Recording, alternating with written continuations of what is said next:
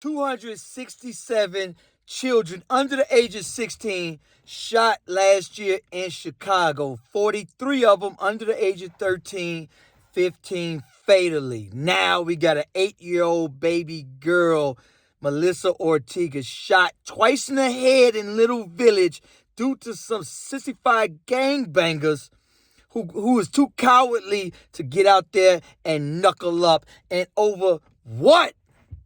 Over, oh, you claim another set. Oh, you looking at me tough. Now this little baby girl who had the rest of her life is cut short due to that. It's winter, but let's take the gloves off. I watched some of their community leaders on TV last night and this morning. And one of the things he was saying is, oh, the mayor, the governor has to come and save us. And I'm like, that is the wrong mentality to have. I cannot wait to the day that the people of Chicago collectively adopt the mentality nobody's coming to save us. Until we save ourselves, it ain't going to get done.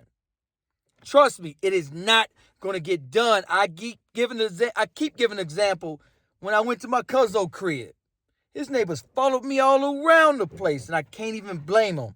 I remember my daughter's first day of class, first day of school. When I walked up to the bus stop, I'm already on heightened alert. I see all kind of creeps riding through, some creep in a white van that's not from my community, and I could tell he wasn't from my community. He riding through, looking, and I'm like, whoa. Then I see other creeps riding around, looking, and I'm like, wow. I'm blown away. I've never noticed that. And when I started telling people, they're like, oh, no, you just paranoid. Oh, no. We don't even bother to. And at the end of the day, a lot of people are like, oh, they were discriminating against you when you went in their community. I ain't even mad at them. They don't allow it in their community. I won't even jaywalk in my cousin community. He invite me over there for some drinks. I'm like, yo, cousin, if I come to drink, I got to sober up. Because I already know if I break the law in your community, I'm going to jail. But however, in our communities, you name it, carjackings, robberies, murders, every crime under the sun goes unpunished every day. And we do absolutely nothing. In Chinatown, they had one murder 2 or 3 years ago. They said, oh, no, not here. Set up community watches, cameras, everything. Somebody randomly rode to their community, shot and killed one of them 3 weeks ago. Within 30 minutes, they had dude locked up.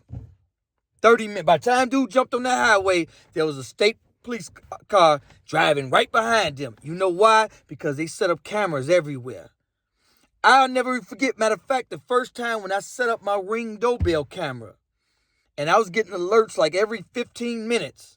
Alert. I would never forget how many creeps I saw right outside my door. Creeps walking past, looking. I'm like, whoa. Cats walking their dogs, looking. People that don't even belong in my community just walking past.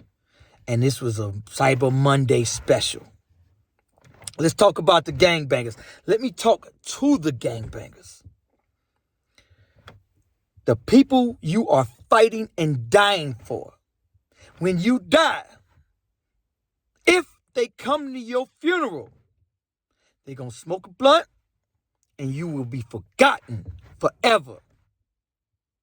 When you go to jail, not one of them so-called ride or die homies you have is even going to write you or put money on your books. Facts. You think they're going to ride and die for you.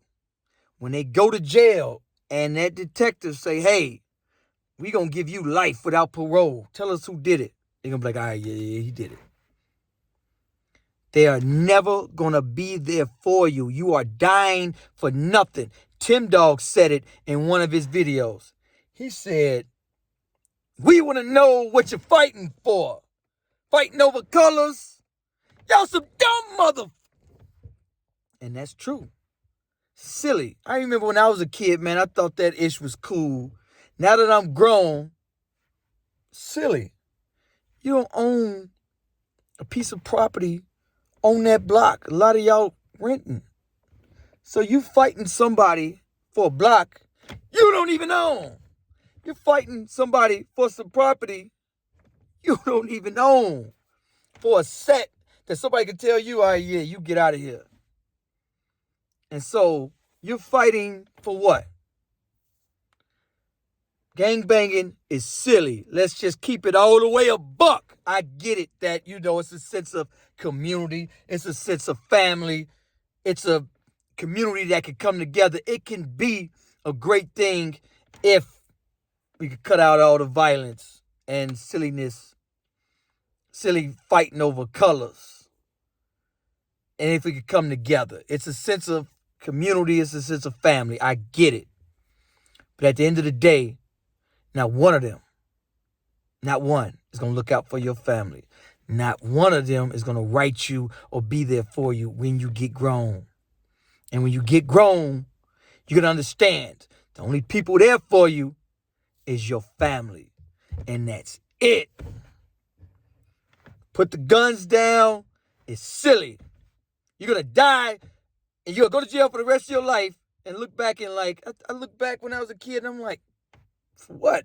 I'm buddies and cool with everybody I was so-called beefing with back then. And I would have went to jail or been in a grave. For what?